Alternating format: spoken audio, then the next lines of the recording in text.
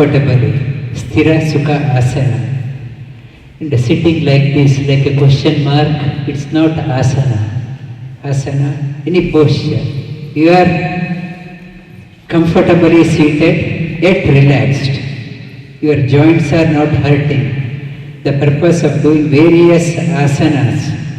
In scriptures they say there are 8.4 million asanas are there. And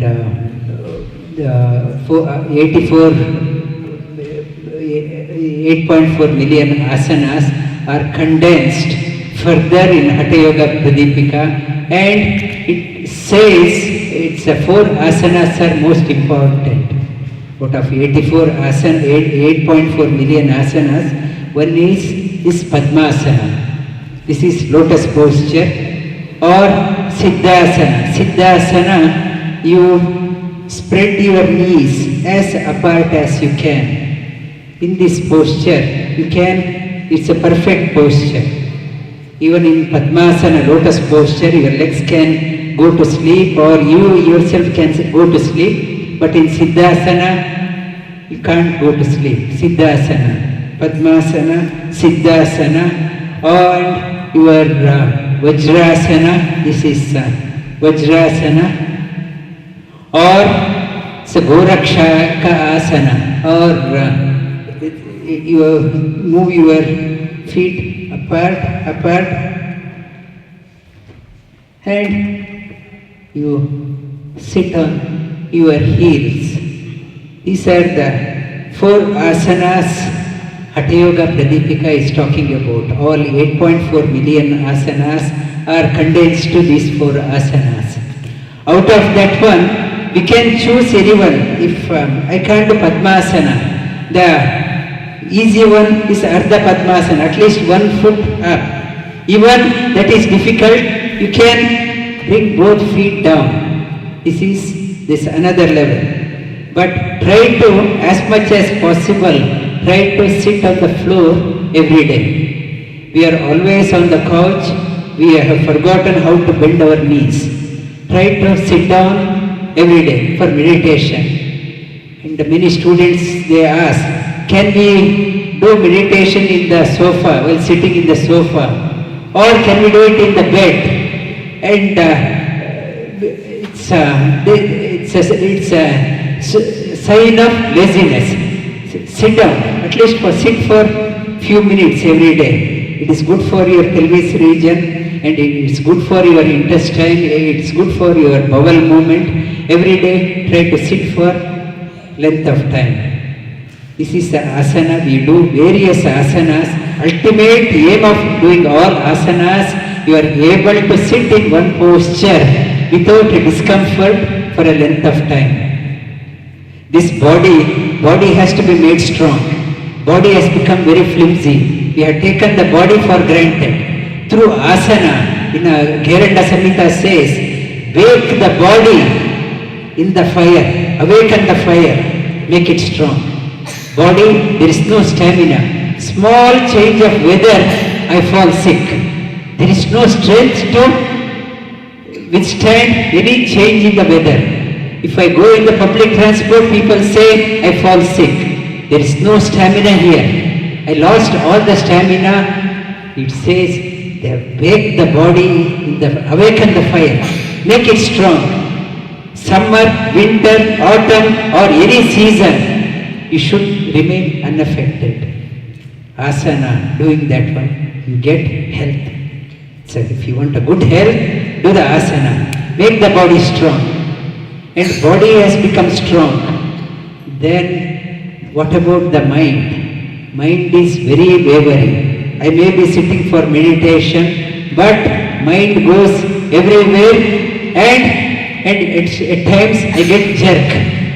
And I get a jerk, my mind is taking I can't control the mind. Mind is going uncontrollably. It says, mind is going everywhere. You have to bring the mind to a focus.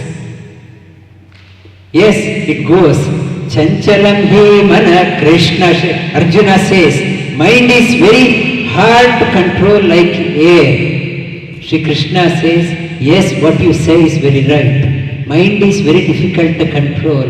Abhyasena tu kaunteya vairagyena cha grihyate. But practice. You have to practice. With practice, you can do that one. It is difficult means don't give up. Nothing is easy. If you want to accomplish some great things, you have to work towards that one. Work, accomplish, put in effort. With that one, you will do that one. And to begin for the meditation, prerequisite is pranayama. Do the pranayama. My breath is a link between the body and the mind. Like mind is like a horse. If you want to have the horse in control, breath is like a reins. If you have the reins in your hands, you can manage the horse. This is the horse. Breathe. Do the pranayama. Observe your breathing. How you are breathing. When I am disturbed, my breathing becomes very jerky. When I am calm and serene, my breathing has become slow and smooth. Yoga should become practical. Everyone goes through the difficult time in our life, at home or at work. When you are stressed, ask yourself, how I am breathing? Why my breathing has become very jerky, very shaky, very shallow? Ask yourself, why I am breathing this way? The moment you ask that question to yourself, mind becomes very calm. Your breathing becomes deeper and slower. Breathe, inhale, slower breathing and slower exhale. Breathing, that type of breathing calms the mind. As we practice, our length of the breath starts reducing. Now I am talking, my length of the breath is about 12 inches from my mouth. It is about 12 inches. If I start, when you did the Surya Namaskar 51 rounds, your breathing would have gone to 20 inches long. And as you start after Yoga Nidra, now your breathing would have come to around 4 or 5 inches. And when you go into the meditation, breathing, the length of the breath reduces to 1 or 2 inches. In the Gherenda Samhita says, as the length of your breath reduces, your health improves. Your lifespan increases. The good health I mentioned, one is, health is our birthright through asana. Do the asana, make the body strong. Through pranayama, try to reduce the length of the breath. Observe silence, not to be too vocal all the time, not to be chatty all the time. Try to observe silence. Go for a walk alone, not in a group. Try to go for a walk alone. And it gives an opportunity. Wavy mind starts settling down. In Bhagavata Purana, it talks about how we have to meditate. Meditation, without thinking, it's not possible. Initially, you have to give a focus. Think of what is an ideal for you. Everyone knows what is ideal. What is the ultimate I have to achieve? Or ideal, what you think of the God. Whatever religion you are from, that religion describes the ultimate perfection. Think of that ultimate perfection, whatever religion you are from. That form, you think of that one. Or what you think is most pure. Think of that one, give that focus. Every day, think on that one. When you start when your meditation, when you are thinking, your mind can wander off. Bring it back. And if you are visualizing a personality, like a statue or an altar, Ishtadevata, it says, Bhagavatam, instead of visualizing the whole personality, visualize a tip of a nail or a big toe. Just focus on that one. Just right big toe I am focusing. Try to focus. Try to focus. When you are established that one, go into the next toe. Go into the next toe. Go into, see whether you can visualize on the whole feet. Then see whether you can visualize, go up to the knees, up to the waist, up to the shoulder, and visualize just the lips,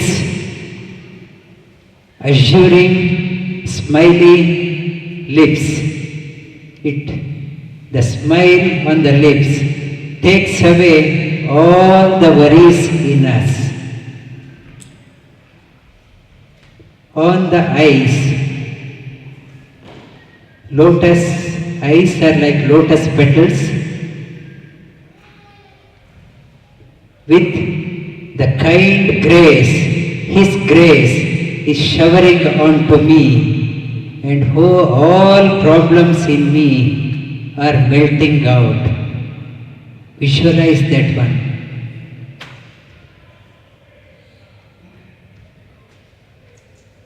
And usually that meditation technique, and once you have done that one, gaze on the whole personality. My closest being is there. And meditation technique is mentioned. And this week in the news it was there, the scientists have discovered through the telescope the black hole, billions of kilometers, light years away. It is much bigger than the whole solar system. That it is so big, it is so powerful that light is billions of times more brilliant than our sun. It is so powerful.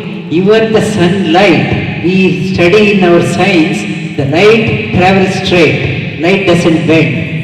It says, they are saying that in that light, so powerful, even the sunlight will bend. And that big hole is slowly gobbling up the other solar systems,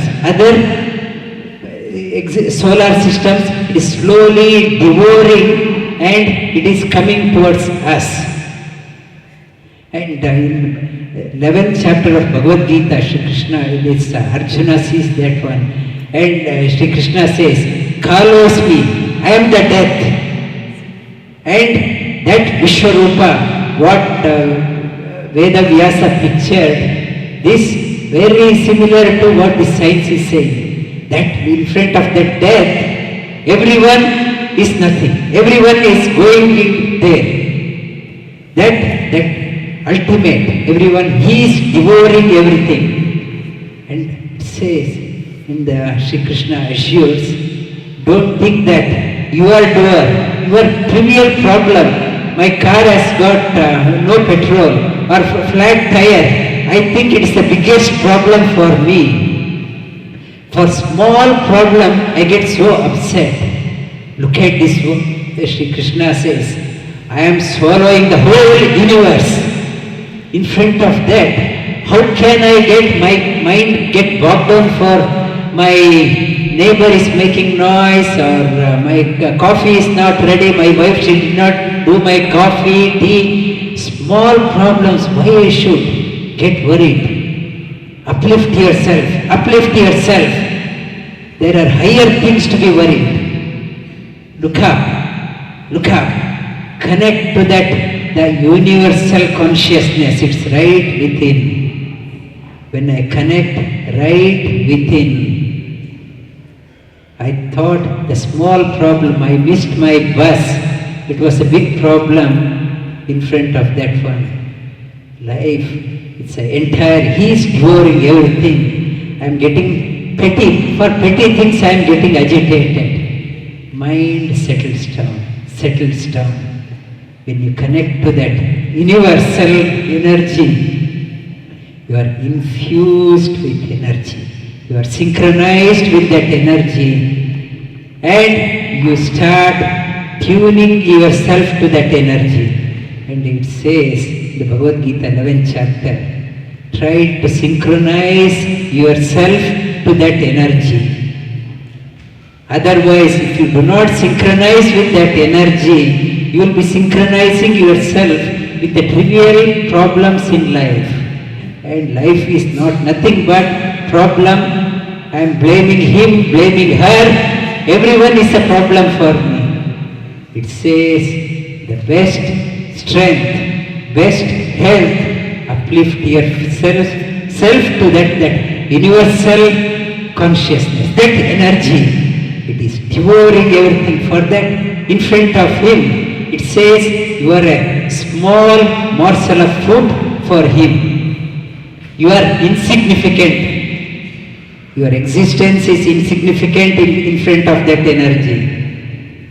And you bow down to that energy and in meditation connect to yourself.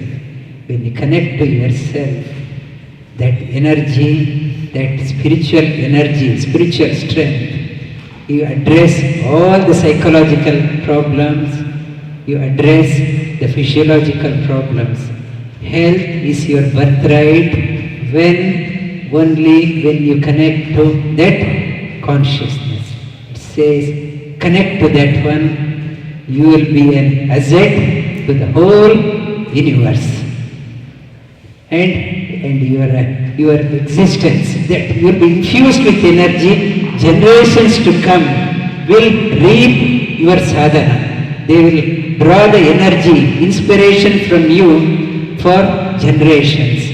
That is the message of health is your birthright. We'll do some pranayama.